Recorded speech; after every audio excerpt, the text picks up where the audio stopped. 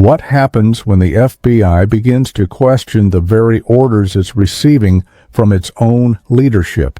When field agents are told to document their successes in emails that lead straight back to the Department of Justice, yet no one can say who actually issued the directive or why it was sent. In this tense hearing, Congressman Frank Mrvan challenges Kash Patel about a mysterious order. Mr. Van. Yes, sir. Thank you, Chairman. Thank you, Director Patel. In a local situation in Maryville, Indiana, within my district, I have a high-intensity drug trafficking area, HIDA, which receives federal funding. That works with the local law enforcement. We are the crossroads of America near Chicago. The drugs that you're talking about are transported through those areas all the time. With these budget cuts, can you talk about how those HIDA and agencies will be funded? Absolutely. Thank you, sir. It's like any other successful mission set that we have at the FBI. And HIDA, I worked on as a terrorism prosecutor as myself. Extremely critical because, like some of the other situations across the country, that region has been recognized, unfortunately, because of the high-intensity drug flow. In order to countermand it, we have to keep these task forces open, up, and running and funded. But in order to do that, we can't just flood it only with federal funds and federal personnel committed to working with our state and local partners, because that's what makes HIDA successful. My experience in HIDA wasn't in your district, but down in the Southern District of Florida, and I can't imagine it being too different in terms of how we proceed and how to make that successful. Okay. My next question is, just recently you had a visit to the National Center for Missing and Exploited Children. Just please tell me how that cyber tip line and how that program's future looks with these $500 million cuts. We actually partner wonderfully with NCMEC, and we've committed to allowing our FBI employees to remain there no matter what. We will find a way to fill that mission set, even if, even under the most austere of budget cuts, because what they do is exceptional. If people don't know, they need to go there and see it. It's right in Arlington, Virginia. They find missing children from 5, 10, 15, 20, 30 years ago, and they provide treatment to those that have been abused. Okay. And so you have my commitment, sir, that we'll do it. I appreciate that. And according to the domestic terrorism operations sections, the internal tagging system used to track domestic terrorism investigations was eliminated, and the staff of 16 was reduced. Can you tell me that future and where you hold that program? Sir, if I may, can I get back to you on that in writing, because I'm not familiar with that off my head. Then in your written testimony, you had talked about cybersecurity. I'm going to tie two things together. The FBI agents, are they still currently at the end of every week emailing the 5 things that they've accomplished?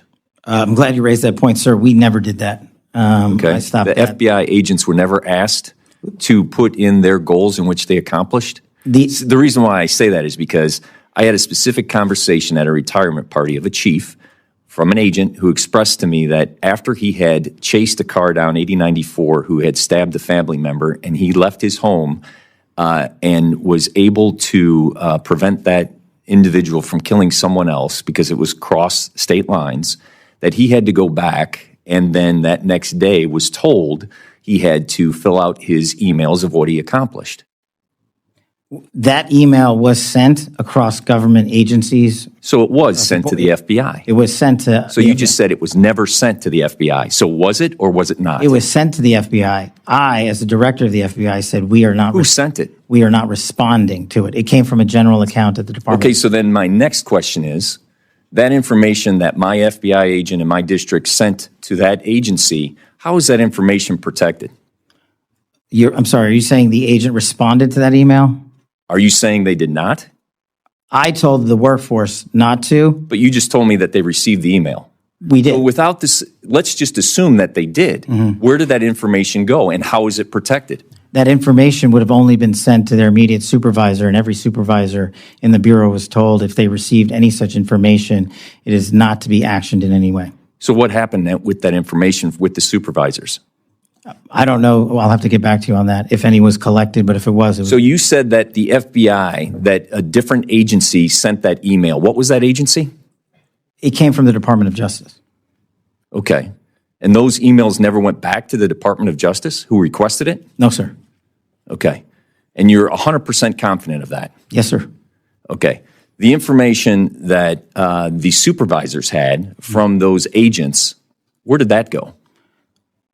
That should not have been transmitted anywhere. We got on top of it fast enough where I believe, and Because you thought it was wrong? I thought Why did you prevent it? because the operational mandate that we have at the Bureau, in my opinion, prohibited the public disclosure of that information across our media. So to be perfectly clear, the Department of Justice got it wrong.